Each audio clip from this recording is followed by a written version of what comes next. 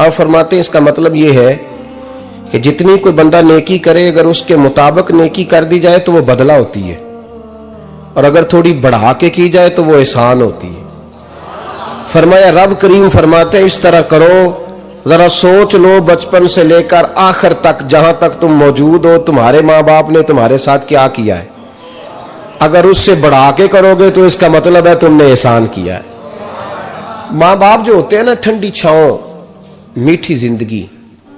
माँ अनपढ़ भी हो ना तो कम से कम यूनिवर्सिटी होती है, और बाप अगर बिल्कुल अंगूठा छाप भी हो ना, तो किसी कॉलेज में, मदरसे में, इदारे में ना पढ़ा हो, तो बेटे के हक में जिन चीजों की जरूरत होती है वो सारी अल्लाह बाप को अता करके भेजता है। माँ बाप को ना कुछ इल्म लदुनी अल्लाह देता है कि बच्चों के लिए कैसे आगे बढ़ना है। माँ बाप एक हुस्न है मुआशरे का। रब तबारक व तआला की देखे ना, अल्लाह अकबर, दुनिया में किसी की मोहब्बत जांचनी हो ना तो मोहब्बत की तमसील दी जाती है। वतिलकल अमसालु नदरिबुहा लिन्नास, अल्लाह लोगों के समझने के लिए मिसालें बयान फरमाता है। अल्लाह तबारक व तआला ने जब अपना आप समझाना चाहा ना, तवज्जो है मेरी बात पर, जब मालिक ने अपना आप समझाना चाहा तो मेरे रब ने माँ बाप की मिसाल बयान फरमाई। रब्बिरहमहुमा कमा रब्बयानी सगीरा, या अल्लाह उन दोनों पे रहम फरमा। और ये लफ्ज रब यहां दो माने में आया है, उलमा बैठे। रब का माना होता है तदरीजन पालना का, या अल्लाह उन दोनों पे रहम फरमा जिन्होंने मुझे रब बन के पाला। यानी मतलब क्या, यहां रबूबियत का माना पालने के माने में, तदरीजन पालना। मेरे नबी पाक सल्लल्लाहु अलैहि वसल्लम ने फरमाया अल्लाह तुमसे 70 माओं से ज्यादा मोहब्बत फरमाता है।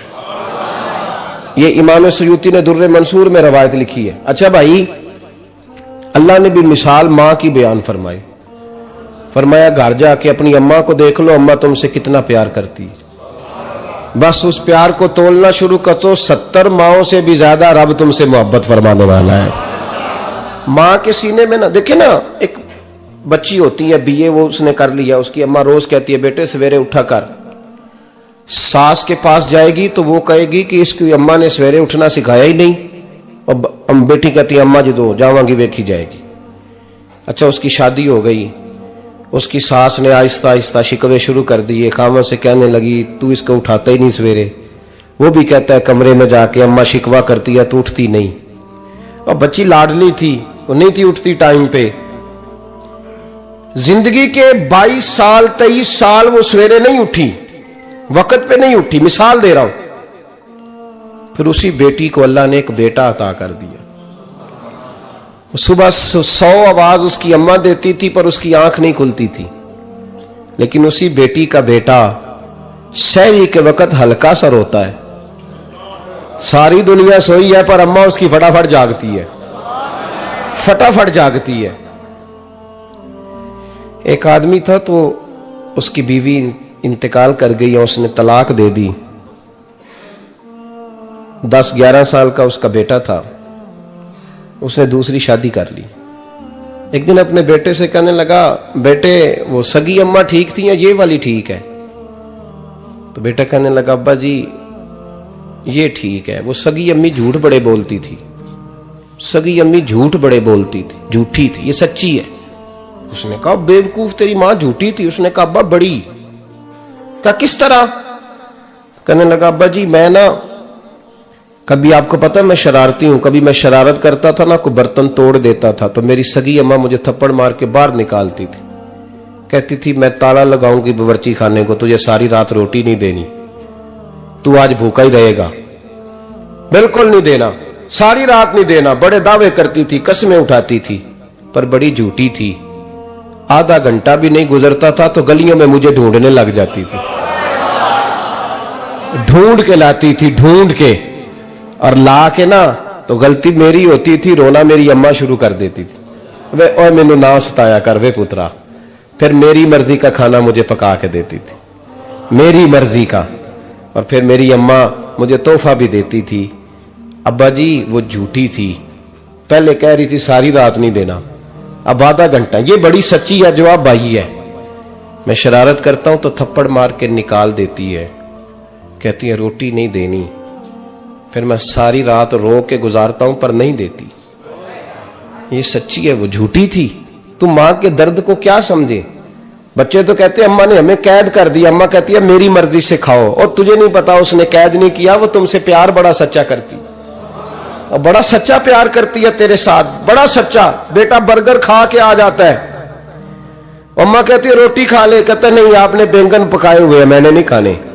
तो अम्मा मिन्नतें करती है, कहती है चल तू दस की खाना है, तेनू सेवियां ना बना दिया, फटाफट दाल पक जाएगी, क्या खाएगा। वो अब्बा जी मेरी तरह करीब से कहते हैं छड़ पर भूख लगेगी तो आप ही खा लेगा, लेकिन अम्मा कहती है इसने रोटी ना खाई तो मुझे नींद नहीं आएगी। तो इस दर्द को समझना, मैं गुलाम हूं एक आस्ताने का, और मैं समझता हूं जो किसी का मुरीद ही नहीं उस पर तो साया ही नहीं, उसे चाहिए किसी बुजुर्ग का साया हासिल करे। लेकिन भाई ये बात भी बड़ी सच्ची है कि मेरे जैसे पीर के हाथ में 5,000 रुपया नजराना दो ना, पीर साहब दुआ करना, तो पीर साहब ने दुआ पक्की याद की हुई है सबके लिए, रट्टी रटाई, अल्लाह खैर करे अल्लाह भला करे, और सबके लिए रट्टा लगाया हुआ है। और अम्मा को बेटा वैसे ही कह जाए, वैसे ही अम्मा मैं इंटरव्यू देने जा रहा हूं, जरा दुआ करना, वो बीबियां मंगा के दुआए तंजीना पढ़ाना शुरू कर देती है, और सारी सारी रात मुसल्ले पे बैठी। इस दर्द को समझना। और भाई बड़ा वेल ड्रेस बेटा होता है, वेल ड्रेस नौजवान, वो 18,000 का जोड़ा पहनता है, 7,000 का जूता खरीदता है, वो कीमती किस्म की घड़ी इस्तेमाल करता है, लेकिन उसी बच्चे के जब अपने बच्चे होते हैं ना, तो बीबी को कहता है ये ले 10,000 रुपया, बच्चों के कपड़े खरीद ले, मेरे सही है अभी कल ही तो खरीदे थे। और बाप, और तू समझा ही नहीं यार, 30 साल बाप ने जवानी सारी सऊदी अरब को दे दी, लेकिन तेरा ख्याल रखा। मैं ऐसे लोगों को जानता हूं जिन्होंने 30-30 साल परदेश में कंबल नहीं बदला, और जहां गए थे तो एक कंबल खरीदा था फिर बदला नहीं। तू मां बाप के बारे में, और यहां बच्चे हिसाब करते फिरते हैं, भाई तो पिछले महीने भी 5,000 दिता सी, तुसी पैसे दा कर दे की हो, मां बाप से हिसाब करता है तू। तिरमिज़ी शरीफ के लफ्ज है, एक सहाबी ने आके अर्ज की या रसूल अल्लाह पैसे विरासत के नहीं, मेरे अब्बा जी ने नहीं दिए मुझे, और मैंने खुद मेहनत करके कमाए, अब मेरा अब्बा मुझसे पैसे मांगता है तो क्या करूं, और मेरे हैं, मैंने कमाए हैं, अब्बा जी ने नहीं दिए, विरासत नहीं, हिस्सा नहीं मिला। हुजूर मेरा अब्बा मांगता है तो मेरे लिए हुक्म क्या है। तो नबी पाक ने फरमाया क्या कहा तुमने, पैसे तेरे हैं? कहा हुजूर हाँ। तो फरमाया अब्बा किसका है? कहा या रसूलल्लाह मेरा। तो फरमाया अगर तू अपने वालिद का है तो तेरी हर शय तेरे वालिद की है, तू भी तेरे वालिद का है तो तेरा माल भी तेरे। मां और बाप ये तो हुस्न है जिंदगी का, ये तो वकार है इंसान का। जब तक मां बाप का हाथ पकड़ के चलोगे ना, रास्ते सीधे रहेंगे, और जिस दिन उंगली छोड़ के सड़क पे निकलना पड़ा ना, सर चकराने लगेगा। याद रखना ये बड़ा मुश्किल काम होता है। लोगों का तो रुख ही उस दिन वादे होता है जिस दिन आदमी साये से महरूम होता है। अम्मा तो कमरे में पड़ी हो ना, औरंगजेब आलमगीर की मां फौत हो गई, 350 कमरा था महल का, और अम्मा 12 साल टांगों से माजूर रही औरंगजेब आलमगीर की। अम्मा 12 साल कमरे से निकल नहीं सकी, साथ ही वॉशरूम था या जो भी उस दौर में तरीका था। औरंगजेब जब महल में आते थे तो फिर भी सीधे अम्मा के पास जाते थे, और जब वापस निकलते थे फिर भी अम्मा के साथ। औरंगजेब की मां का जनाजा उठा तो औरंगजेब ने रोना शुरू किया। फिर सालों बीत गए पर उसके आंसू खुश्क नहीं होते थे। एक शख्स ने कहा तेरी कोई अनोखी मर गई है, सारी दुनिया की मरती हैं। उसने कहा मैं बादशाह हूं, 24 घंटे लोगों का आना जाना है, बड़े दबदबे हैं, बड़े डेरेदारियां हैं, बड़ी भैंसें, बड़ी गायें, बड़े खाने वाले, बड़े लांगरी। मेरी मां बूढ़ी थी, एक कोने में पड़ी रहती थी, पर जब से वो गई है ये मुझे महल नहीं लगता, मुझे कब्रिस्तान लगता है। मुझे लगता है ये कब्रिस्तान है। मां और बाप तो तेरी नेमत है भाई। हम बच्चे, हमारे आजकल के बच्चों ने एक मसला बड़ा पक्का याद कर लिया, कहते मौलाना पीर साहब पसंद की शादी करना जायज नहीं। मैं कहता हूं साहब और भी बड़ी चीजें जायज है, वे की शायद जायज रह गई है। रसूल पाक सल्लल्लाहु अलैहि वसल्लम सिवाय अल्लाह के किसी के पाबंद नहीं, किसी के पाबंद नहीं। पर जनाब सैयदा खतीजतुल कुबरा रदी अल्लाह तआला अन्हा ने पैगामे निकाह दिया, या रसूलल्लाह मैं शादी करना चाहती हूँ, हुजूर किसी के पाबंद नहीं। पर मेरे महबूब ने फरमाया मेरा चचा मेरे वालिद की जगह है, मैं अपने चाचा से पूछ के तुम्हें जवाब दूंगा। यह है पसंद की शादी जो मेरे नबी ने बयान फरमाई है। तू सारा कुछ क्रॉस कर करके गुजर जाता है। यहां तो हाल यह है कि पालने वाला कोई और साये में बैठने वाला, बाग तेरे दी कर कर राखी मैं सारी उम्र गुजारी, तो जदों ये फल पकन ते आया ते लै गए होर व्यापारी।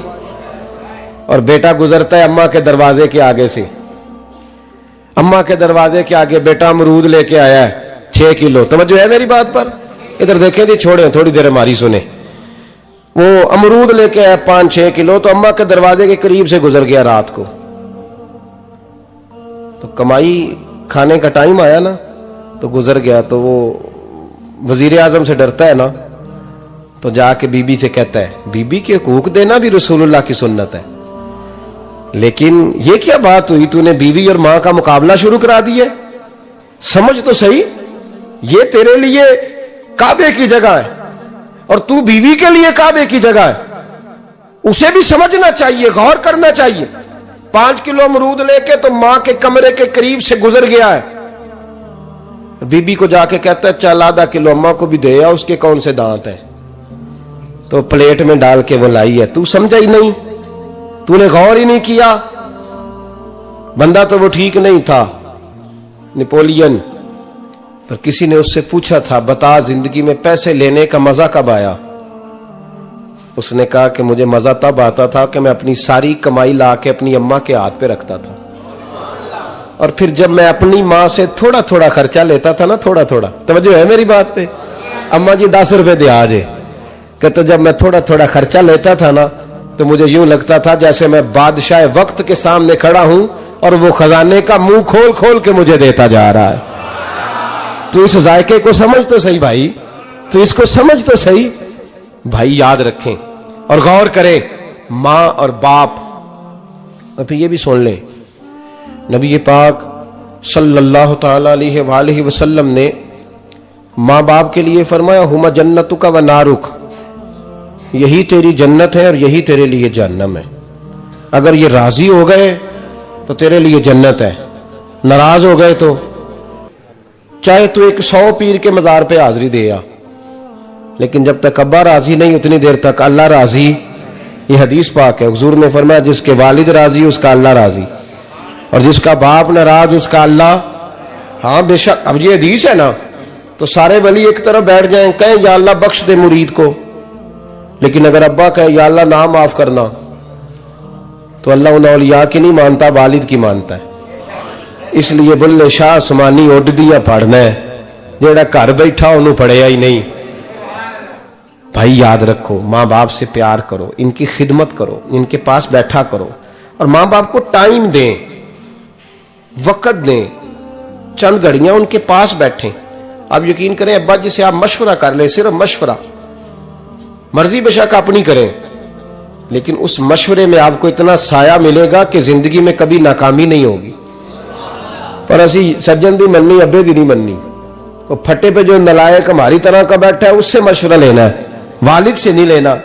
बाप के पास बैठे, उससे मशवरा लें। मेरे अब्बा जी किसान थे,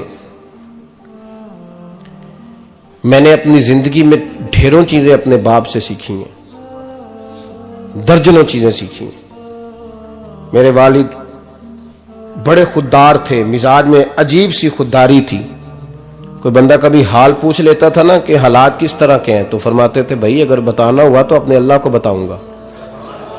अल्हम्दुलिल्लाह बड़ा फजल है, मैंने उनके हाथों पे हमेशा छाले देखे, हमेशा छाले, लेकिन उनका हाथ कभी किसी दुनियादार के सामने फैलता हुआ नहीं देखा। लोग मुझे कहते हैं आप किस पीर साहब के साहबजादे हैं, तो मैं कहता हूं मैं उस पीर का साहबजादा हूं जिसने मेहनत करके हलाल की कमाई खाई सारी जिंदगी।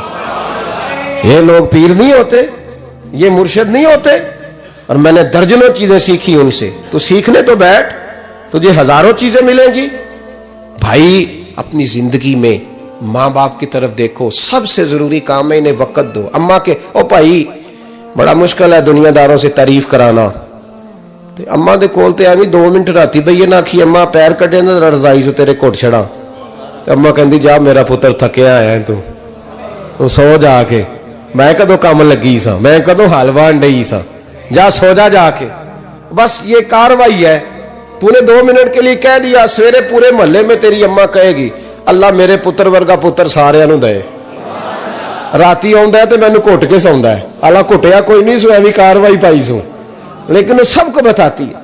तो भाई इतनी कीमती चीज और तू छोड़ के बैठ। मैं कभी जलसे से देर से आता था ना, अब तो जाता नहीं ज्यादा जगहों पे, कोशिश करता हूं कि चलो माहौल के मुताबिक, थोड़ा खुश्क आदमी हो तो हर जगह सेट नहीं हो पाता, इसलिए कम जाता हूं। तो कभी रात को आते थे ना देर से, मेरी अम्मा जी शुगर की मरीज थी, तो मैं छोटे भाई को फोन करता था कि अम्मा जी सो गए, कहते सो गए।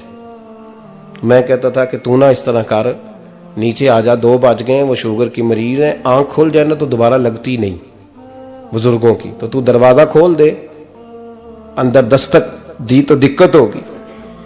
तो मैं जूते उतार के अंदर दाखिल होता था, तो पहला कदम रखता था तो मेरी अम्मा बोल पड़ती थी पुत्र आ गए, आ गए। ओ भाई तू इस दर्द को समझना, कोई तुझे मिलेगा, कोई मिलेगा तुझे ऐसा। अब मैं दूर दराज भी चला जाता हूं, उनकी जिंदगी में नहीं जा पाया, कहते हमने नहीं जाना, घर में रहना है। इस कैफ को समझ ले, इस दौलत के करीब हो जा। हजरत अबू हुरैरा रदी अल्लाह ताला अन्हु फरमाते हैं मेरी अम्मा बूढ़ी थी, मैं उनकी खिदमत करता था।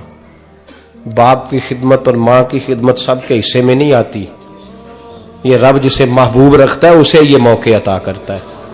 खुश नसीब है जिसे बूढ़ा बाप मिले और वो नौकरी करे, खुश किस्मत है जिसको बीमार माँ मिले और वो नौकरी करे। हजरत अबू हुरैरा फरमाते मेरी अम्मा बूढ़ी थी, तो उनका मैदा कमजोर हो गया था, तो मैं उठा के पखाना पेशाब करता था तो कई दफा मेरे ऊपर कर देती थी। ये हजरत इब्न जौजी अलैहि रहमान ने इसको लिखा है। फरमाते हैं मेरे दिल में ख्याल आता था कि मैं बड़ा खिदमत गुजार हूं अपनी माँ का। एक दिन मैं हजरत उमर के पास बैठा था उनके दौरे खिलाफत में, तो एक शख्स आ गया। उस शख्स ने आकर के कहा कि हजरत उमर से हुजूर एक मसला पूछना है। फरमाया पूछो।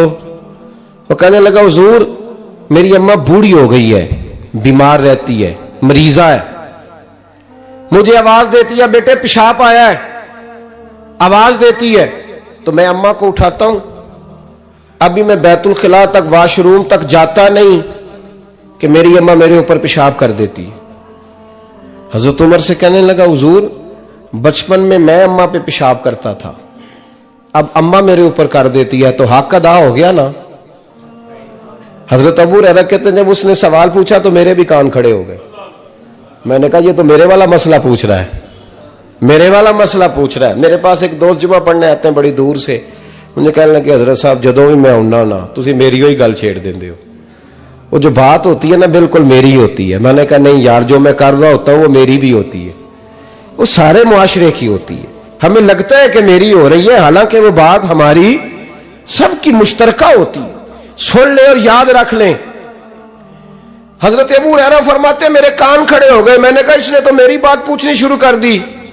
हजरत फारूक आजम से कहने लगा हुजूर बचपन में मैं अम्मा पे पेशाब करता था, वो मेरे ऊपर कर देती है तो हक अदा हो गया। हजरत उमर कहने लगे नहीं कोई नहीं हुआ। उसने कहा हुजूर मुझे समझाएं, वो सारे काम जो मैं अम्मा के साथ करता था अम्मा मेरे साथ करती है तो क्यों नहीं हुआ। हजरत उमर कहने लगे भाई पेशाब तो तू भी अम्मा पे करता था और अम्मा भी तेरे ऊपर करती है, पर तेरी और तेरी मां की सोच में बड़ा फर्क है। उसने कहा हुजूर किस तरह, तो क्या जवाब है सैयदना फारूक आजम का, लौ काना नबिय्यम बाद लकाना उमर इब्न खत्ताब। क्या जवाब है।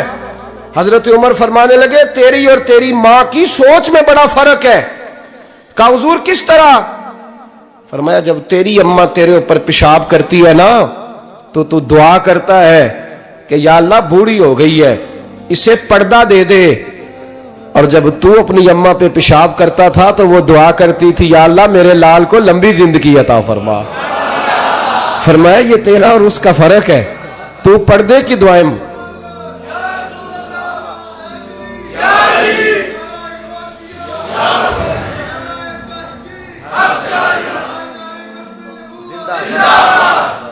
सुने अजीजों, कहा जब तेरी और तेरी मां की सोच में, और नबी पाक सल्लल्लाहु अलैहि वसल्लम ने फरमाया है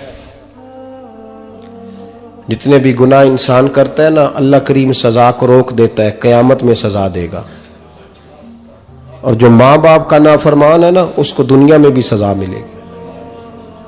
जो मां बाप का नाफरमान है उसे दुनिया में भी, आप यकीन करें, बच्चे थोड़ा सा पढ़ जाते हैं बेचारे, तो मां बाप से कहते हैं अब्बा जी तुसी पुराने दौर दे हो, तुहानू की पता होए। और तुझे पता ही नहीं भाई, तुझे खबर ही नहीं, ये पुराने दौर के नहीं, तू बेवकूफों के दौर का है। तू समझ ये कोई तालीम है? अकबर अलाहाबादी ने कहा था हम ऐसी लाखों किताबें काबिले जब्ती समझते हैं, जब्त करने को दिल करता है। हम ऐसी लाखों किताबें काबिले जब्ती समझते हैं जिनको पढ़ के बेटे बाप को खबती समझते हैं। बात है करने वाली, मां और बाप इतना बड़ा दर्जा है। और भाई सुन लो और इस बात को याद रखना, दुनिया में सियाबी होने से बड़ी विलायत कोई नहीं। सारे वली गौस कुतुब अब्दाल मिलके भी सियाबी के कदमों की खाक तक को नहीं पहुंच सकते, लेकिन हजरत अवैसे करनी सियाबी नहीं बन सके सिर्फ अपनी अम्मा की वजह से पीछे रहे। महबूब ने फरमाया तू वहां रह के मां की नौकरी कर, तेरा नबी तुझसे राजी है। इतना बड़ा काम उन्होंने छोड़ दिया, हुजूर की जाहिरी जियारत नहीं कर पाए, और तू कहता है मैं फलाने पीर साहब के आस्थाने पे होता हूं, अम्मा बड़े भाई के पास होती है, मैं जाता हूं तंजीमों के साथ, जमातों के साथ, और अम्मा फलाने के साथ। ये कैसी बात हुई? ये किस तरह का मसला हुआ? जो तेरी ड्यूटी है उस ड्यूटी को पहले अदा कर, नौकरी को पहले कर, फराइज का अदायगी पहले कर। तू फर्ज छोड़ के नफल के पीछे जा रहा है, इस काम को पहले सर अंजाम दे। मेरे नबी पाक सल्लल्लाहु अलैहि वसल्लम ने फरमाया वालिदैन के नाफरमान को दुनिया में सजा मिलती। हजरत मालिक बिन दिनार रहमतुल्लाह ताला अलैह फरमाते मुझे अल्लाह ने 60 हज करने की तौफीक अता फरमाई। कितने? बोल के बताएं।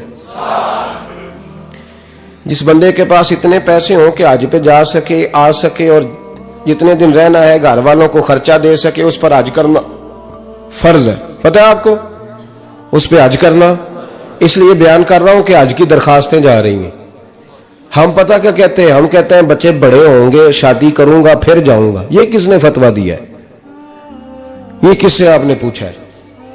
वो जब बड़े होंगे उनकी शादी की चीज उस वक्त आप पे फर्ज होगी। अभी जो फर्ज है उसको अदा करें। और ये तिरमिजी शरीफ की हदीस है, याद रख ले। नबी पाक सल्लल्लाहु अलैहि वसल्लम ने फरमाया जिस पर हज फर्ज था उसने किया नहीं, बगैर हज किए मर गया, या यहूदी होके मरेगा या ईसाई होके मरेगा। इतना बड़ा हुक्म है हज के हवाले, लेकिन लोग इंतजार करते रहते हैं पता नहीं किस चीज का। जब आपको अल्लाह मौका दे, हिम्मत दे, तो पहली फुर्सत में ये फरीजा अदा करें, ये जरूरी काम है। हजरत मालिक बिन दिनार फरमाते मैंने 60 हज किए। एक हज के मौके पर मैंने बड़ा रश देखा, लाखों का इज्तिमा हुआ। मेरी बातों की समझ तो आ रही है ना आप दोस्तों? जो नहीं बोल रहे उन्हें भी आ रही है ना? अल्लाह जज़ा दे। कहते लाखों का मजमा था, तो मेरे दिल में ख्याल आया, मैंने कहा अल्लाह इतने लोग आए हैं, इनका हज कबूल भी हुआ है कि नहीं? फरमाते मैं सोच रहा था तो रात को ना ख्वाब में मैंने किसी कहने वाले को कहते हुए सुना कि सबका कबूल हो गया है। बल्ख का रहने वाला मोहम्मद बिन हारून बल्खी है, उसका हज कबूल नहीं हुआ। फरमाते हैं शहरों के अलग-अलग खैमे लगते थे। अब भी आप हज करने जाएं तो पाकिस्तानियों की रिहायशें अलग होती हैं, इंडियन की अलग, बांग्लादेश के अलग, मिस्री, यमनी, सब लोग अलग-अलग रिहायशें होती, झंडे लगे होते हैं मुल्कों के। कहते मैंने सवेरे उठ के ढूंढना शुरू कर दिया, ढूंढता हूं वो बंदा मिले। कहते जहां बल्ख शहर के लोग रहते थे वहां चला गया, तो मैंने लोगों से पूछा तुम में मोहम्मद बिन हारून बल्खी कौन है? लोग कहने लगे वो तो बड़ा नेक आदमी है, परहेजगार है, बड़े भोले भाले, बड़े अल्लाह वाले, रियाज आपको बस हम ही जानते हैं, वो तो बड़ा नेक है, परहेजगार आदमी। कहते मैंने कहा अच्छा कहां है? उन्होंने कहा पहाड़ के पीछे उसने खैमा लगाया हुआ है, सारी रात इबादत करता है, सारा दिन रोजा रखता है, कायमुल लैल है, साइमुद दहर है। क्या बात? फरमाते हैं मैं उन लोगों की बात सुन के हैरान हो गया कि मुझे क्या बताया गया, ये क्या कह रहे हैं। फरमाते हैं मैं पहाड़ के पीछे गया। हजरत मालिक बिन दिनार अलैहि रहमा फरमाते हैं जब मैं वहां पहुंचा तो मैंने उस शख्स को मुसल्ले पे बैठे देखा।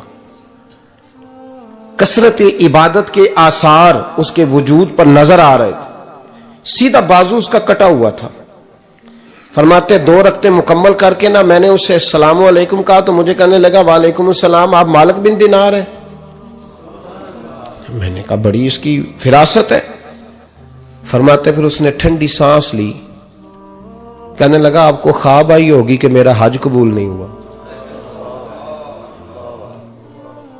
फरमाते हैं मुझ पर और बिजली गिरी कि क्या कह रहा। फरमाते मैंने कहा यार लोग भी तेरी तारीफ कर रहे हैं और तेरी बसीरत भी बड़ी है, तो ये माजरा क्या है। कहने लगा आप ना पूछें। ये कह के उसने रोना शुरू किया, देर तक रोता रहा। मैंने कहा नहीं यार तू बता। कहने लगा नहीं आप ना पूछें, आप नाराज होंगे। मैंने कहा मैं नहीं होता, तू बोल ना। कहने लगा हुजूर 24 साल हो गए मुझे हज करते हुए, 24वां हज है मेरा, और हर साल कोई अल्लाह का वली आके बताता है कि जा चला जा तेरा कोई नहीं कबूल हुआ। बेपरवाही वेख सज्जन दी जिथे किसे दी पेश ना जावे, ओने ताजा वाले दर दर रोले ते मंगते तख्त बिठावे। आजम किसे नु कारा मिलदा ही कोई काबे खाली आवे। कहते हैं उसने मुझे कहा हुजूर 24वां हज है, हर साल कोई बताता है। मैंने कहा तेरी गलती। कहने लगा मैं अपनी मां का नाफरमान। मैंने कहा वाकया क्या हुआ। कहने लगा हजरत अल्लाह ने मुझे दौलत दी, माल दिया, जमीनें दी तो मैं अय्याश हो गया। आप यकीन करें अल्लाह लोगों को माल देता है तो वो समझते हैं मेरी चालाकी से आया है, मैं तेज बड़ा था इसलिए आया है। नाफरमान होते हैं। लेकिन जो रब लेना जानता है, देना जानता है, वो लेना भी। वारस शाह मान करी ना वारसा दा, रब बेवारसा करके मार दई। लोग बड़े स्मार्ट बन जाते हैं, उनकी गुफ्तगू में बड़ा तकब्बुर होता है, उनके निगाहों के अंदाज में बड़े वो कहते हैं ओहो सब लोग बेवकूफ है, सिर्फ मैं सियाना हूं, काम जो सही चल रहा है। ओ भाई 1 मिनट लगता है इंसान को बादशाह से फकीर होने में। एक इमाम मालिक रहमतुल्लाह अलैह बैठे थे तो हारून रशीद आपसे कहने लगा इमाम अबू मालिक से, हजरत बताए इस वक्त अल्लाह क्या कर रहा है। आप फरमाने लगे यार तू बड़े मोटे दिमाग का है, किस तरह के सवाल पूछता है। बादशाह था ना, कहा नहीं आप बताएं। तो इमाम मालिक फरमाने लगे तू तख्त पे बैठ के सवाल पूछता रहता है और मैं नीचे बैठ के जवाब देता रहता हूं, नीचे आ फिर बताता हूं। उसने कहा जनाब बताए। फरमाने लगे तू सवाली है ना, तो तू नीचे बैठ और मैं ऊपर बैठता हूं। क्या जनाब आ जाए। हारून रशीद नीचे आ गया, इमाम मालिक तख्त पे बैठ गए। फरमाने लगे अब बता क्या पूछ रहा था। कहने लगा हुजूर पूछा था अल्लाह इस वक्त क्या कर रहा है। फरमाने लगे रब इस वक्त तुझे समझा रहा है कि इस तख्त पे तकब्बुर न करना, 1 मिनट लगता है मैं तुझे उठा के मालिक को बिठा दिया करता हूं। ये तुझे समझा रहा है, लिहाजा इस समझ पे कायम रहना, तकब्बुर न करना, 1 ही तो मिनट लगता है, ये तुझे समझा रहा है। तो वो शख्स कहने लगा मोहम्मद बिन हारून बल्खी इमाम मालिक बिन दिनार से कि हुजूर बड़ी दौलत थी तो मैं अय्याश हो गया था। रमजान का महीना था, अम्मा तंदूर में रोटियां लगा रही थी, मैं शराब पी के घर आ गया। हमारे यहां ये भी फैशन है ना, अब मेहंदी वाले दिन चौधरी साहब के डेरे पे जवान शराब पीते हैं तो पूछते हाजी साहब आप तो हाजी भी हैं, तो डेरे पे मुंडे क्या करते रहे। कहते मैं डेरे तो था मैनू नहीं पता, वो कार लगे सन। हाजी साहब आपको सारा पता है और अल्लाह आपसे पूछ लेगा। यहां तो कोई आदमी चुप कर जाएगा आपके किलों की वजह से, लेकिन अर्श के मालिक को भी तो जवाब देना है कि नहीं। क्या तरीका है देखे ना, कोल वाले दिन महफिल और मेहंदी वाले दिन अल्लाह से सिर्फ दुखों का रिश्ता है, रसूलुल्लाह से सिर्फ गमों का रिश्ता है। अगर तूने ढोल ढमक्का शोर शराबा किया है शादी वाले दिन तो कोल वाले दिन भी बजा, तेरा पता चले, जनाजे पे भी बजा। क्या तमाशा है। मजहब सिर्फ रस्म है, जरूरत है, कोई मर गया तो कुरान पाक खोल लो, बाकी जो मर्जी करो। हज भी कीती जांदे हो, लहू भी पीती जांदे हो, खो के माल यतीमां दा भेज मसीती जांदे हो, फट दिलां दे सींदे नहीं, टोपियां सीती जांदे हो, नफ्स ते छुरी फेर दे नहीं, बकरे कीती जांदे हो, फर्ज भुलाई बैठे हो, नफला नीति जांदे हो। ओ दसो ते सही बुल्ले नू ये की कुछ कीती जांदे हो, ओ दसो ते सही बुल्ले शाह नू की कुछ कीती जांदे हो। कोई तरीका है? कोल शरीफ पे मौलवी साहब तशरीफ लाइएगा, अब्बा जी के कोल है, तो मैं तो कहता हूं बजा ना बैंड बाजे वाला आज भी, तेरा पता चले कि ये दो काम कैसे होते हैं। तू किस तरह दो कश्तियों का, समझ नहीं आती बात की। मैं तो जाता ही नहीं बैंड बाजे वाली शादी पे, मैं कहता हूं जिनको मर्दी पढ़ा लो ने कहा, हमसे नहीं दो काम होते। अल्लाह रोजी देने वाला है, एक ही करते हैं। दो रंगी छोड़ के यक रंग हो जा, सरासर मोम हो जा या संग हो जा, मौज करो। हम इस चक्कर में पड़ते ही नहीं, हम वो रास्ता ही छोड़ देते हैं जो हमारी तबीयत के मुताबिक नहीं होता। बस खत्म हो गई बात। इसलिए गौर करें और याद रखें इस बात को। इमाम मालिक बिन दिनार रहमतुल्लाह अलैह फरमाते हैं, मुझसे कहने लगा पैसे आए तो मैं अय्याश हो गया। रमजान का महीना था, असर के बाद मेरी अम्मा इफ्तारी की तैयारी कर रही थी, मैं गया, मैंने कहा शराब पी हुई, अम्मा रोटी दे, तो अम्मा कहने लगी शर्म कर, शर्म कर, रोजा रखा नहीं तो जिन्होंने रखा है उनका तो ख्याल कर। कहते अम्मा की बात का मुझे गुस्सा लगा। मैं कहा करता हूं बदनसीब है वो बेटा जिसका बाप उससे बात करते हुए डरता है कि पता नहीं कहां से बोलेगा। बदनसीब नहीं वो बेटा जिसकी मां उससे बात करते हुए सहम जाती है कि पता नहीं कौन सी बोली बोलेगा। बदनसीब नहीं कि मां बाप भी जिससे खोल के बात ना कर सके। हजरत मालिक बिन दिनार से कहने लगा, अम्मा ने जब कहा ना शर्म कर, तो मुझे गुस्सा आया, मैंने मां को थप्पड़ मारा और मेरी मां जलते हुए तंदूर में गिरी। लोगों ने मुझे पकड़ के अंदर बंद कर दिया कमरे में। सारी रात मैं शोर सुनता रहा पर नशे में धुत रहा। सवेरे आंख खुली तो मेरी बीवी बैग बांध रही थी। मैंने कहा कहां जा रही हो? कहने लगी जो मां का नहीं बना मेरा कैसे बनेगा। और मैंने कहा मेरी अम्मा का, वो तो लोगों ने रात को ही दफन कर दी जनाजा पढ़ के। तड़प के कहने लगा मुझे क्यों नहीं बताया? तो कहते हैं लोग कहने लगे तेरी मरती हुई मां कह गई थी इसे मेरा मुंह ना देखने देना, मेरे जनाजे के करीब ना आए। हजरत मालिक बिन दिनार फरमाते हैं जब उसने ये बात सुनाई तो मैंने भी उसके मुंह पे थप्पड़ मारा। मैंने कहा तू इसी काबिल है। कहते हैं वो रोने लगा, हुजूर दुआ करे अल्लाह मुझसे राजी हो जाए। कहने लगा जब मां की इंतकाल की खबर मिली तो मैंने कुल्हाड़ी लेके वो हाथ काट दिया जिससे मां को मारा था। मैंने सारी जायदादें खिरात कर दी। 24 साल हो गए, 24 साल। सारी रात नमाज पढ़ता हूं, रोजा रखता हूं, हज करता हूं, पर हर साल कोई आके कहता है जा दौड़ जा तेरा कोई नहीं कबूल हुआ। हुजूर दुआ करे मालिक राजी हो जाए। फरमाते मैं थप्पड़ मार के आ गया। मैंने कहा तुझसे राजी हो जाए इतने जालिम से? इमाम मालिक फरमाते रात को आके सोया तो मुझे ख्वाब में रसूल पाक का दीदार हुआ। तो नबी पाक अलैहिस्सलाम ने फरमाया मालिक तू उसे मायूस क्यों कर आया है? अल्लाह तो बड़ा मेहरबान है। कहा हुजूर मां के नाफरमान को माफी कैसे मिलेगी? तो इमाम मालिक फरमाने लगे नबी करीम ने फरमाया जा उसे जाके बता दे तुझे कयामत में तेरी मां की वजह से बख्श दिया जाएगा। कहा हुजूर अम्मा की वजह से किस तरह? तो महबूब फरमाने लगे इसकी मां कयामत में इसके खिलाफ मुकदमा दायर करेगी रब करीम की अदालत में। ए अल्लाह मैंने 9 माह पेट में रखा, दर्द सह के इसे जना, जिगर का खून पिला के पाला और इसी ने मुझे कत्ल किया। रब करीम इसकी मां का मुकदमा सुन के कहेगा उठाओ इसको दोजख में फेंको, इसने मां जलाई थी इसे भी जलाओ।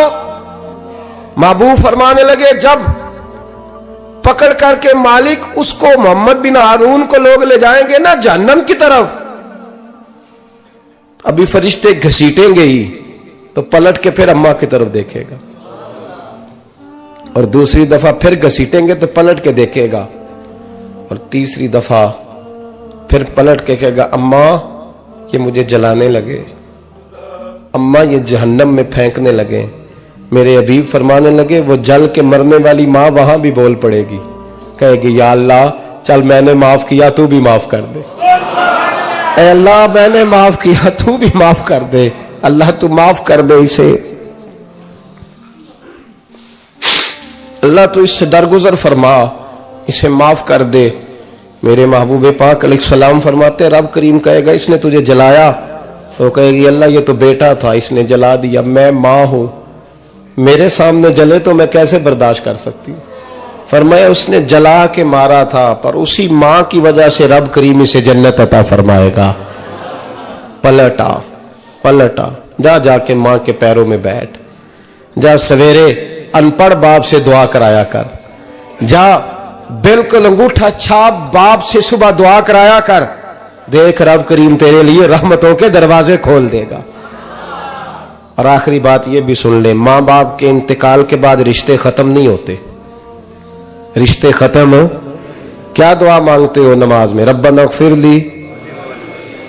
इसका मतलब है मां बाप तो है ना, वो जो औलाद बचपन में चली जाएगी ना, नाबालगी में, छोटे बच्चे, वो कयामत में मां बाप की सिफारिश करेंगे। मां बाप के इंतकाल के बाद भी आला हज़रत फाज़िल बरेलवी ने 12 हुकूक लिखे हैं मां बाप के फतावा रज़विया में। फरमाया उनके दोस्तों से दोस्ती रख, उन्होंने जो वादे किए थे वो वादे पूरे कर, अगर उनके जिम्मे कर्जे हैं तो अदा कर, और अगर तेरे मां बाप जो नेकियां करते थे वो नेकियां जारी रख। और इमाम जलालुद्दीन सयूती ने शरह सुदूर में लिखा है, जमीन पे रह के गलत काम ना करना, वरना फरिश्ते कब्र में जाके तेरे मां बाप को कहेंगे तो कितनी बुरी औलाद पैदा करके आया।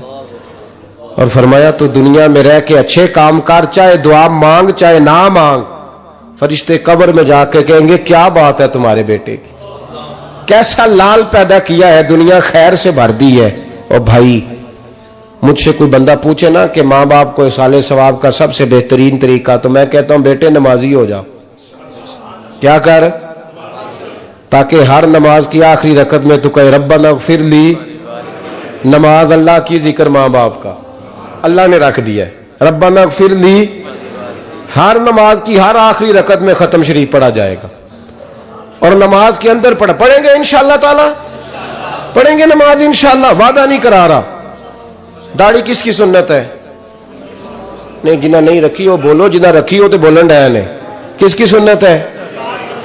तो सरकार के गुलामों ने रखनी है, किसी और ने रखनी है? गुलाम कहते हैं अभी हम नेक ही नहीं, नेक होंगे तो रखेंगे। वो खुदा के बंदो, नेक तो सारी जिंदगी बंदा नहीं होता। कभी किसी ने दावा किया वली गौस कुतुब ने कि अब मैं बिल्कुल गुनाह नहीं करता, मैं पाक साफ हो गया हूं? किया कभी? ये शैतान का वसवसा है। दाढ़ी हुजूर की सुन्नत है, और रखो तो नबी पाक की मर्जी के रखो, पूरी मुट्ठी रखो, अपनी मर्जी की ना रखो। जितनी मुझे अच्छी लगती है उतनी मैंने रख ली। एक मुट्ठी दाढ़ी रखें, सारी दुनिया की ट्रेनें गुजरती हैं तो गुजर जाएं, नमाज का वक्त नहीं गुजरना चाहिए। बस खत्म हो गई बात। दुनिया तो चंद रोज है, ओ पईयां देश दियां कबरां जिन्हां ते फुल पे, उधरों कोई नहीं जी आमदा ते इधरों लखां गए। नमाज सबसे पहले, इसलिए कि रब रसूल के बगैर हमारा गुजारा ही नहीं, गुजारा ही नहीं। नमाज, कुरान पाक और दुरूद सलाम, ये कज़ा होना ही नहीं चाहिए, जो मर्जी हो जाए। और साथ साथ सुन्नत और शरीयत का लिहाज करना सीखें। और मेरी अपील ये है, हर इमारत पे गुलाफ नहीं चढ़ता, सिर्फ खाना काबा पे चढ़ता है। हर किताब का गुलाफ नहीं होता, सिर्फ कुरान पाक का होता है। हर बीबी का पर्दा नहीं होता, सिर्फ मुसलमान औरत का होता है। जो चीजें पर्दों में होती हैं ना, वो मुकद्दस होती हैं। और भाई टाफी से भी रैपर उतार दो तो मक्खियां बैठने लगती हैं। तो जो बीबी पे पर्दा होगी उस पर बुरी नजरें नहीं जमेंगी। ड्यूटी है आपकी, बेटियों को पर्दा कराएं, बहनों को पर्दा कराएं, माँ बाप माओं को गुजारिश करें। पर्दा हुस्न है मुसलमान का। जिस घर में पर्दा रहता है उस घर में अल्लाह के फरिश्ते रहमत नाज़िल फरमाते हैं। ये कोई फैशन, कोई तरीका, कोई मतलब ही नहीं इन चीजों का। बापर्दा करें अपने घरों को। दुआ करता हूं अल्लाह तबारक व तआला मेरी इस हाजिरी को कबूल फरमाए। अल्लाह आप सबका आना कबूल फरमाए। और जो कुछ मैंने कहा, अल्लाह तबारक व तआला हमारे दिलों में, हमारी रूहों में इस जज्बे को जागुज़ी फरमाए। आखिर दावाना अल्लाह सलामत रखे। अब काफी नहीं हो गया काम? मैं तकरीर भी इतनी करता हूं 35-40 मिनट की, यहां तो कुछ ज्यादा हो गई है मेरा ख्याल है। तो थोड़ी बात करने की कोशिश किया करता हूं। चलो मेरी राय यह है कि खुराक थोड़ी हो तो हजम जल्दी हो जाती है। अरसलान साहब से मैंने कहा मेरा खाना ना पकाना। मेरा मौक़िफ़ यह है कि महफ़िलें सस्ती करनी चाहिए ताकि ज्यादा होनी शुरू हो जाए। महंगी बड़ी है, इसलिए मैं दसिया ना माड़ा बंदा तो हाथ ही नहीं ना पाता। तो मैं कहा करता हूं कि कम से कम खर्चा हो। हमारे करोड़ों रुपया सालाना लगता है महफिलों पर, अगर अरबों कह दूं तो फिर भी बात गलत, लेकिन उसका रिजल्ट हमें उस तरह का नहीं मिलता जिस तरह का मिलना चाहिए। लेकिन आपने अजमत वालदैन पे प्रोग्राम किया। मेरी राय यह है कि हुकूक ज़ौजैन पे भी होना चाहिए, और शादी से पहले हर बच्चे को मियाँ बीवी के हुकूक का पता होना चाहिए।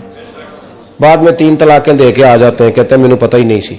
तो अगर पहले पता कर लेंगे तो ये तमाशा नहीं लगेगा, लेकिन ये काम होता नहीं। बहन भाइयों के हुकूक पर बात होनी चाहिए, ये बड़े जरूरी काम है। और ये भी सारा मेरे नबी पाक का मिलाद ही है, इसलिए कि ये बातें मुस्तफ़ा ने सिखाई हैं हमें सल्लल्लाहु। एक बात कही हजरत ने, मैं अर्ज कर देता हूं। मुहद्दिस इब्न जौज़ी रहमतुल्लाह अलैह एक बुजुर्ग के बारे में फरमाते हैं, वो कहते हैं कि बाज लोगों ने तो उनका अपना नाम लिखा है और बाज जगह पे एक और बुजुर्ग का जिक्र है, और बयान रवायत हज़रत मुहद्दिस इब्न जौज़ी फरमाते हैं। वो कहते हैं कि मैं घर में कोई काम कराना था, काम होते हैं ना छोटे मोटे घर में, तो फरमाते हैं मैं मजदूर लेने गया बगदाद में। चौकों पे मजदूर सारी उम्र का मजदूर ही है ना बेचारा। अमीर तो अमीरतर होता जा रहा है और गरीब गरीबतर हो रहा है। हमारे तो पीर भी लोगों को कह रहे हैं फकीर हो जाओ, खुद अमीर होते जाते, खुद रोज बरोज अमीर हो रहे हैं। दुनिया को कह रहे हैं फकीर हो जाओ। तुम भी तो थोड़ा फकर इख्तियार करो ना भाई, जो दर्ज दे रहे हो। इल्ला माशाअल्लाह, सबकी बात नहीं करता। फरमाते हैं कि मैं ना मजदूर लेने गया, बगदाद के चौक में मजदूर बैठे होते थे। तो मेरी उन मजदूरों में से ना एक नौजवान बच्चे पे नजर पड़ी। बड़ा कमजोर सा वजूद था, लेकिन चेहरे पर इबादत का निशान था। माथा बताता था कि नमाज का बड़ा ख्याल रखता है। मैं उसके करीब गया। चेहरे भी बड़ा कुछ बताते हैं ना, चेहरों में भी बड़ी रानाई होती है। फरमाते हैं मैं करीब गया, मैंने उसको कहा बेटे मजदूरी करोगे? तो कहने लगा मजदूरों में बैठा हूं तो हुजूर मजदूरी के लिए ही तो बैठा हूं। तो मैंने कहा कि चलो फिर। कहने लगा नहीं मेरी कुछ शर्तें। मैंने कहा बताओ? कहने लगा पहली शर्त यह है कि लोग 4 दिनार दिहाड़ी लेते हैं, मैं 3 दिनार लूंगा। मैंने कहा यार बे तो बड़ी बेहतरीन है, बाकी भी इस तरह की रख ले। उसने कहा हुजूर दूसरी शर्त यह है कि मैं आपकी मुकम्मल बात मानूंगा, लेकिन जब अजान हो जाएगी फिर आपकी नहीं सुनूंगा। तीसरी बात उसने ये की कि हुजूर मैं आपके घर में काम करूंगा पर आपके किसी सवाल का जवाब नहीं दूंगा। कहते हैं मैंने कहा यार तू बड़ा अजीब है, शर्तें तो मालिकों की होती हैं। कहने लगा जी बहरहाल मैं शर्तें लगा के जाता हूं। फरमाते मैं उसे घर ले आया, काम मैंने उसको बताया, तो जो काम मजदूर सारे दिन में करता है ना उसने 2 घंटे में कर दिया। हमारे मजदूर सिगरेट पीने में भी तो आधा घंटा लगाते हैं ना, वो चाय पीने जाएं तो पौना घंटा। वहां उनको भी तो दयानतदारी करनी चाहिए कि नहीं करनी चाहिए? ने मुआहदा किया है ना जी, तो पूरा उतरना चाहिए ना। कहते 2 घंटे में। अब काम जब बंदा शुरू कराता है तो काम और निकल आता है। कहते काम मैंने उसको और बता दिया, वो करने लगा। उसने मिट्टी निकाल के रखी थी बाहर रास्ते में, तो अजान हो गई जोर की। उसने वहीं कुदाल छोड़ी कई और चलने लगा। तो मेरा बेटा कहने लगा इसको जरा बराबर कर दो। कहने लगा चुप कर जा, तेरे बाप से बात हुई थी, जब अजान होती है तो मैं किसी और की नहीं सुनता, सिर्फ अल्लाह रसूल की सुनता हूं। कहते मस्जिद चला गया, नमाज पढ़ के आया तो दोपहर का वक्त था। मेरी बीबी कहने लगी इसको को खाना खा ले। कहते हमने कहा खाना खा लो, तो कहने लगा मैंने रोजा रखा हुआ, रमजान भी नहीं था, नफली रोजा रखा हुआ। फरमाते हैं शाम हुई, मैंने 3 दिनार दिए। तो मैंने कहा तेरा नाम क्या है? कहने लगा मैंने आपसे कहा था मैं किसी सवाल का जवाब नहीं दूंगा। तो वो चला गया। अगले दिन मैं फिर लेने गया उसे, काम कुछ और निकल आए। तो लोगों ने बताया वो सिर्फ हफ्ते वाले दिन आता है। मैंने कहा क्यों? कहने लगे जी वो कहता है मेरा हफ्ते का खर्चा 3 दिनार है, जब 3 दिनार कमा लेता हूं तो बाकी सारा टाइम अल्लाह रसूल की जिक्र में गुजार दिया करता हूं। फरमाते हैं अजीब। अगले हफ्ते मैं फिर लेने गया, मैंने पूरा हफ्ता इंतजार किया कि काम उसी से कराना है। मैं जब गया तो मैंने कहा चलो। कहने लगा मेरी शर्तें याद है ना? और मैंने कहा याद है भाई, साथ चल। फरमाते हैं काम कराया, 2-3 हफ्ते वो आता रहा। एक हफ्ते में गया तो लोगों ने कहा हुजूर आज नहीं आया। क्यों? कहने लगे बीमार हो गए। कहां घर है? कहने लगे बगदाद के कब्रिस्तान के पीछे जो कच्ची आबादी है उसमें रहता है। फरमाते मैं गया, दरवाजे पे दस्तक दी तो कहने लगा हुजूर आप हैं? दरवाजा खुला है, आ जाइए। फरमाते मैं अंदर गया तो मैंने कहा तुम्हें कैसे पता चला मैं आया हूं? कहने लगा हुजूर अल्लाह वाले हो, आप नहीं आना था, वरना अमीर तो गरीबों का पता लेने कोई नहीं आते। कहते मैं करीब गया तो कहने लगा मैं आपका इंतजार कर रहा था, तेज बुखार है, तप रहा। जेब से कुछ पैसे निकाले, कहने लगा ये पैसे रख लें। एक अंगूठी निकाली, कहने लगा हुजूर आज रात को मेरा इंतकाल हो जाएगा, इन पैसों का कफन खरीद के सुबह जनाजा पढ़ के मुझे दफन कर देना, और जब दफन करो तो ये अंगूठी लेके असर के बाद हारून रशीद के पास जाना, आप उसे कहना मैंने मिलना है पर वो आपको टाइम नहीं देगा, आप उसको आवाज दीजिएगा कि तेरी एक अमानत है मेरे पास, फिर वो आपसे मिलेगा तो अंगूठी दे दें, फिर आप मेरी तरफ से फारिग हैं। हजरत फरमाने लगे तेरा नाम? और कहने लगा हुजूर वक्त थोड़ा है, आज रात मैंने जाना है, बड़ी लंबी माफी मांगनी है रब करीम से, अगर मुनासिब समझे तो मुझे अपने रब से तन्हाई करने दे। फरमाते हैं मैं आ गया पर उसकी बातों ने मुझे सारी रात सोने नहीं दिया। फरमाते सुबह बड़ी मुश्किल से सूरज निकला, मैं गया दरवाजे पे हाथ रखा तो दरवाजा खुला हुआ था, अंदर दाखिल हुआ तो खुशबुएं मेरा इस्तकबाल कर रही थी। जब चेहरे से कपड़ा हटाया तो उसका तो इंतकाल हो चुका है, इंतकाल हो चुका है, ऐसे जैसे किसी का दीदार करके सोया है।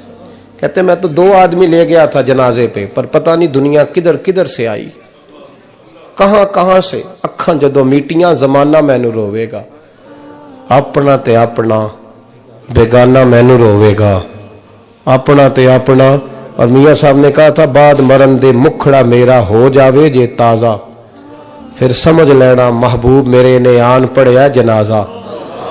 और किसी उर्दू के शायर ने कहा था मेरे मरने पे हर सू शोर मच जाएगा देखोगे, अल्लाह मेरे मरने पे हर सू शोर मच जाएगा देखोगे, कहने अलविदा सरकार खुद तशरीफ लाएंगे। फरमाते मैं तो 2 बंदे ले गया था पर पता नहीं मखलूक कहां कहां से आई। जनाजा पड़ा, दफन किया। हारून रशीद के पास में असर के बाद गया, मैंने बुलाना चाहा पर बादशाह था, मेरी तरफ देखा ही नहीं। मैंने उसको कहा तेरी एक अमानत मेरे पास है। फरमाते हैं वो मुझे कोने पे ले गया, क्या बात है, कमरे में बुलाया, मैंने अंगूठी दी। हारून रशीद तो चीखे मारने लगा, कहने लगा अंगूठी वाला कहाँ है? मैंने कहा वो तो इंतकाल कर गया। कहने लगा मुझे कब्र पे ले चल। कहते मैं कब्र पे लाया तो वो लेट गया, तड़प के रोने लगा। मैंने कहा मेरा कलेजा फट जाएगा, ना उसने कुछ बताया ना तूने बताया, ये कौन था? तो हारून रशीद कहने लगा ये मेरा बेटा था। मैंने कहा तेरा बेटा और मजदूर? कहने लगा हुजूर ये हजरत दाऊद ताई के पास बैठा करता था, उनका मुरीद था, मुझे रोज कहता था अब्बा तूने बड़ी दुनिया इकट्ठी कर ली है, मरते वक्त तुझसे टांगे समेटी नहीं जाएंगी, इतना हिसाब नहीं तू दे सकेगा। मैं इसको समझा देता, इसकी अम्मा समझा देती। ये रोज हमें कहता छोड़ दो आ जाओ अल्लाह रसूल की बारगाह में झुक जाएं, हम समझ। एक दिन ये चला गया, कहने लगा फिर तुम्हारा रास्ता और है और मेरा रास्ता और है। ये सोने की अंगूठी गलती से इसके पास रह गई थी, गलती से हीरे की अंगूठी चली गई। कहने लगा देखो मेरे बेटे ने आज वो भी वापस कर दी है। फिर तड़प के कहने लगा हारून रशीद था तो ये मेरा बेटा, पर मेरा मुर्शद निकला, मेरा पीर निकला। भाई जिंदगी तो बड़ी थोड़ी है ना। बाबा साहब ने कहा था उठ फरीदा सुत्या, और दाढ़ी आ गया ही पूर, अग्गा नेड़े आ गया ही, पिछा रह गया ही दूर। उठ फरीदा सुत्या खलकत वेखन जा, मते कोई मिल जाई बख्शिया ते तू ही बख्शिया जा। उठ फरीदा सुत्या झाड़ू दे मसीत, तू सुते रब जागदा तेरी डाडे नाल परीत। मेरा रब हमें भी अपनी बारगाह में कबूल फरमाए। आखिर दावाना अनिल हम्दुलिल्लाह।